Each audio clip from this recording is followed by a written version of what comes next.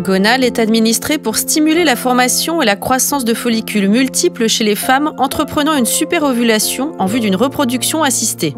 Ne pas conserver à une température supérieure à 25 degrés. Gonal devrait être conservé dans la porte du réfrigérateur dans son emballage d'origine.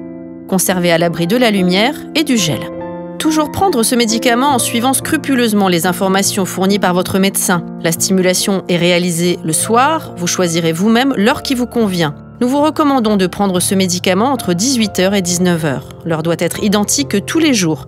Ce médicament doit être pris à partir du 2e ou 3e jour du cycle de menstruation. La stimulation est réalisée durant 10 à 15 jours. La durée de stimulation est très individuelle et dépendra de la réaction de chacune des patientes. Toujours se laver les mains avant d'appliquer le médicament. Préparez le stylo applicateur contenant le médicament.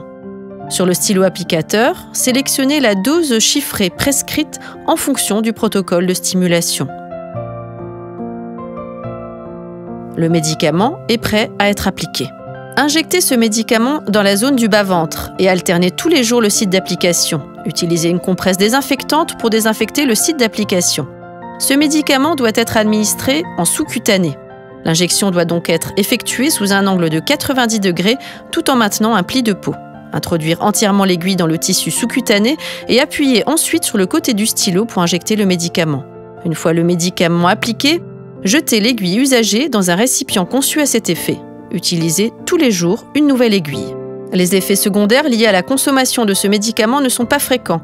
Vous pourrez éventuellement ressentir des maux de tête, de la fatigue, de l'acné.